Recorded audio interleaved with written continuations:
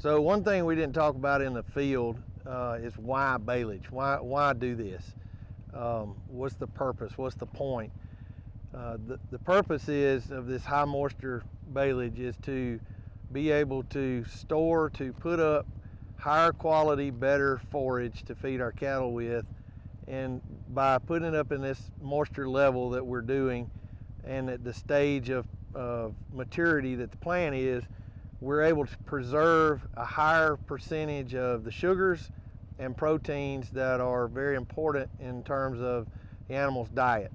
One of the common misconceptions about baleage is that I can take an inferior hay product and make it better by putting in this high moisture bale, and that is absolutely not true. We're just preserving more of what's there than we can in a dry product. Another part of that is we typically don't touch this as much as we do a dry hay, because we may have to ted it or strow it out more often to get it dry, and every time we do that, we're bruising that leaf and that stem, and we're tend to be losing more and more nutritive value in that product. But this allows us to put up a much better quality product that can reduce overall feed needs by up to probably 40%. One thing we do see though is producers say, well, my cows licked the ground where that bale was, that bale of baleage. That's because the quality and the digestibility and the palatability was so much better on that, but they get more out of that one bale. They don't have to eat as much. We do recommend though, because of the higher moisture, that you typically feed for every 3 of these, you might want to feed 1 dry bale and make them eat that dry bale and clean it up before you put another one of these out.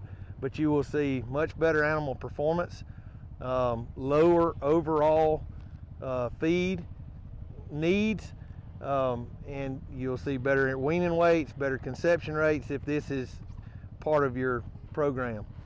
So that's what I just wanted to make sure that we knew why we were doing this. The whole purpose of it is to be able to utilize a smaller amount of acreage to put up a lot, I mean tons, because each one of these bales probably weighs, and we're going to weigh one today, but each one of these bales probably weighs somewhere around 2,000 pounds.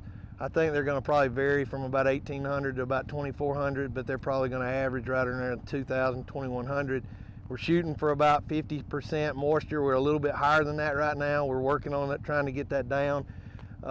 But as long as we can keep these bales fairly uniform in size, get good bale to bale contact in the tube, then we can cut down on spoilage and mold. And that is one thing that we have to be careful with, because some of those molds can be detrimental to cattle, especially in terms of some of the hormones that, like estrogens, that could be produced in those molds, could have a negative impact on reproductive performance. But all in all, this is going to be a lot of tons of hay. I'm going to say we're probably going to be putting up somewhere around 5,000 to 6,000 pounds of dry matter per acre on a 10-acre field in the middle of April, in early April. And think about how much of your hay needs you've just gotten done with that quick, that early. And you can set aside a small amount of acreage to put up really, really good quality and lots of tonnage. We use a lot of summer annuals in baleage in this part of the world, and we've seen as high as 11,000 pounds of dry matter per acre on some of these sorghum Sudans that are really, really high performance with tremendous digestibility and forage quality overall.